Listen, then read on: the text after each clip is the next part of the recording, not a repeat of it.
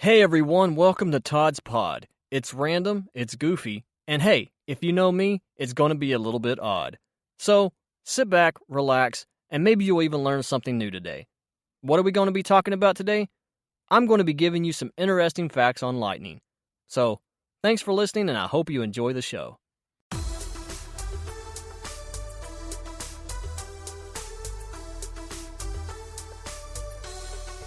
Hey everybody, welcome to the show today. My name is Todd and you are listening to Todd's Pod. I suck at intros, let's just say that right off the bat. So if you are listening to these episodes and you are kind of wondering where in the world it is that I'm going a lot of the times, I don't even know myself. I try to do good intros. I try to think up something really witty to say and all of this kind of stuff. But hey, you know what? I'm not doing this as a professional. I'm doing this as a hobby, so whatever. So, what are we going to be talking about today? Today, I am going to be listing a few interesting facts about lightning.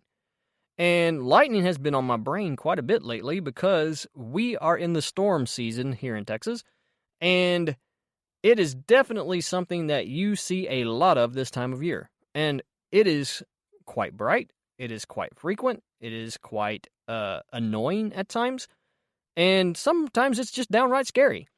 One of the stories that I'm going to tell you today is an experience that I had with lightning and how it affected me and a couple of coworkers of mine that I used to work with.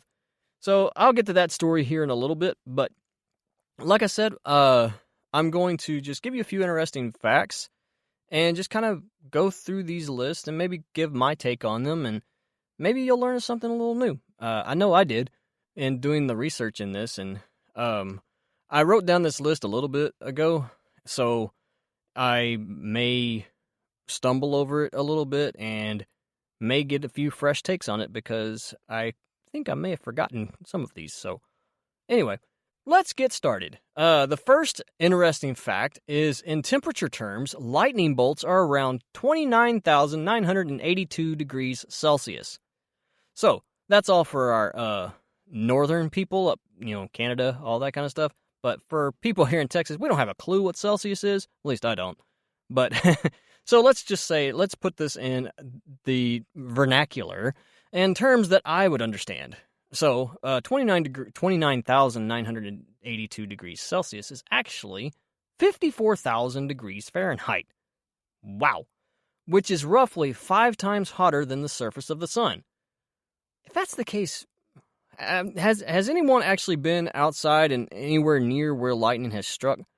I would think that you would feel a ton of heat coming off of that then. I haven't been close enough to a lightning strike to actually feel that, but you would think that anywhere that it would strike, you would actually feel a big old huge burst of heat.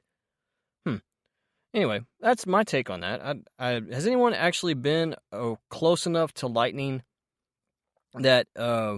I know that there's people who have been. I know there's people who have actually been struck by lightning. So I would think that it would almost... And I know that when people get struck by lightning, they feel the electrical current and all that kind of stuff. But wouldn't it just melt them to a crisp at that moment in time? So something just... I don't know.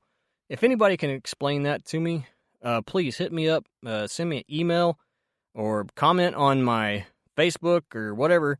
Comment on my links, whatever. Explain that to me. If the lightning is that hot, why do people who get struck just not automatically just incinerate right where they're at? Because I thought that if you go too close to the sun, you'll just fry. So, anyway, if anybody has any information on that, I would greatly appreciate it. The next fact that I have, going to the getting to the people getting struck by lightning, lightning kills around 2,000 people each year. So it's always advisable to stay inside during storms. Hence the phrase, when thunder roars, go indoors. So one of the places that I used to work at, they actually had rules that if there was lightning within 5 miles, that we had to go indoors. The reason why they actually started this was there was one time we were out working in the field, and at the time where I was working, we were working in these big heavy machinery. I was working in a front end loader. And so I was in this big old huge metal machine with this big old huge bucket that would raise up way above my head. And it was just a prime target for lightning. So I was always very nervous whenever storms started coming in. And quite honestly, anytime a storm rolled in, I was out. I was like, okay, you know what? I'll start my work back up whenever this storm has passed by. And another one of the reasons why this happened is one time a storm did come in and lightning was getting pretty close. And I was like, okay, it's time to head on indoors. And so I went indoors, and not 5 minutes, less than 5 minutes after that, all of a sudden we heard this loud bang, boom, crash. And come to find out, our building actually got hit by the lightning. And on top of that, one of my coworkers outside actually got hit by the lightning as well.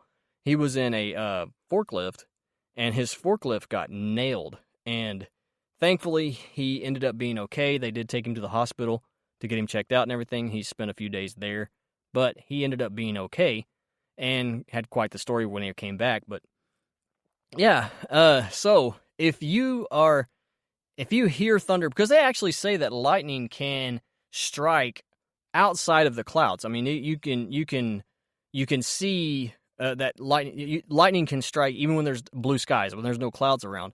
And they say that it can actually strike 5 to 10 miles away from the actual storm source.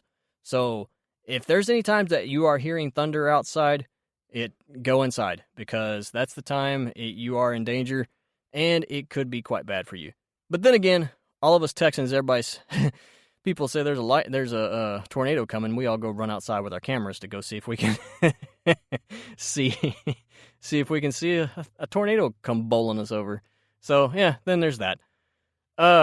Next fact I have is that an average lightning bolt can release enough energy, around 250 kilowatt hours, to operate a 100-watt light bulb for more than 3 months straight.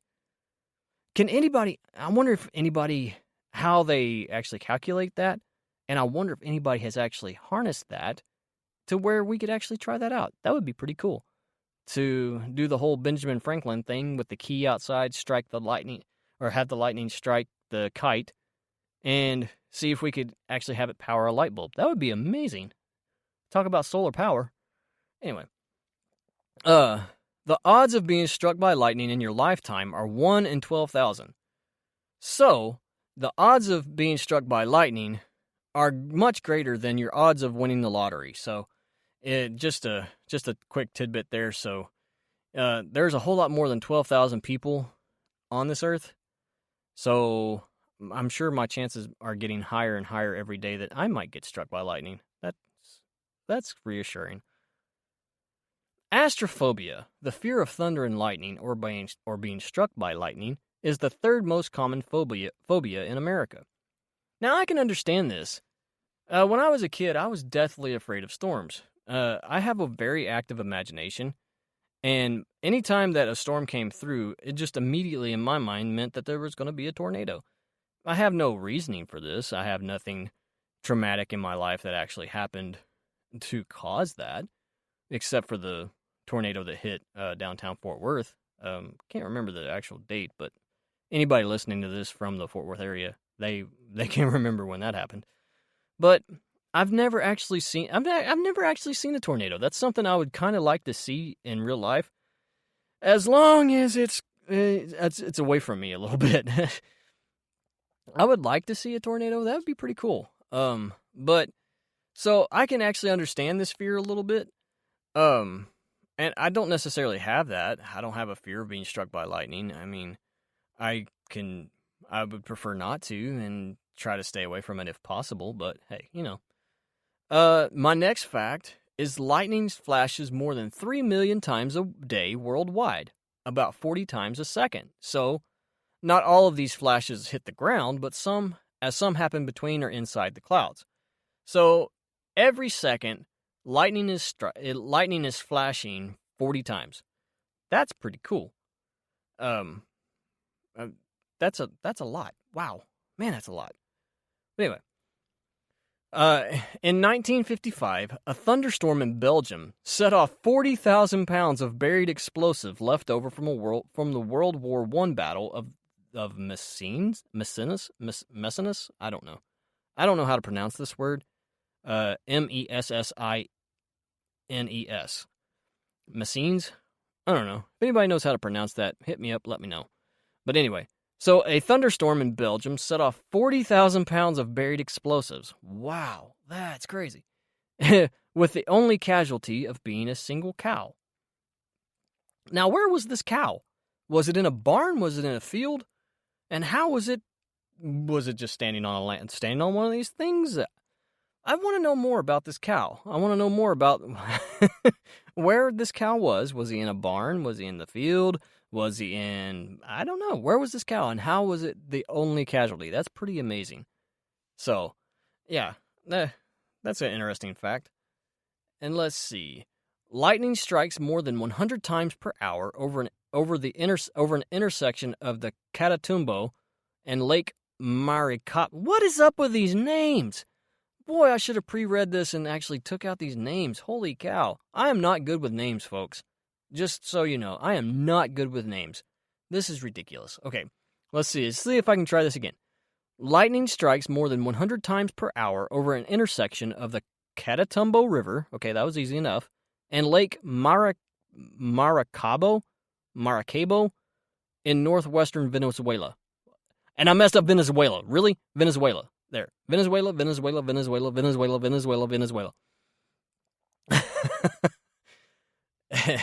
In northwestern Venezuela for more than 300 nights a year, often flashing several times a second. That would be amazing to see. That would be really cool. I'm going to have to see if I can look up a video for that to see, because lightning storms are just absolutely amazing to watch. I mean, just watching these, as long as you're in a safe spot and just watching from afar, not from a distance. If you're watching these lightning storms from a distance, man, it's incredible to watch these fingers of light just flashing down. It's pretty crazy.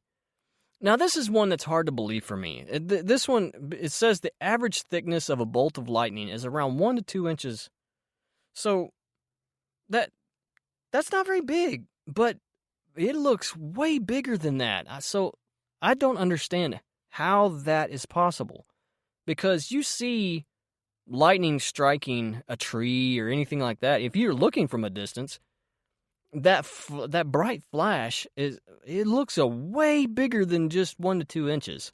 So, once again, if somebody knows and can explain that to me, please reach out to me. I would love to know the answer to that, and if somebody could give me the answer to that, I might give a follow-up episode on some of the other things that I've learned about lightning. So, if anybody knows the answer to that one, please feel free to reach out. And in 1977, a huge thunderstorm over New York City led to a major blackout, allowing residents of the city to see the Milky Way galaxy. So, New York City is huge, with tons of bright lights, and can be seen from space, I'm pretty sure. And so this huge blackout just completely obliterates the power grid of New York City to the point so much so that they could actually see stars. See, this is why I don't like the city, folks. This is why I do not like the city. This is why I'm a country boy. I do not like looking up to the sky and not seeing the stars and only seeing bright lights.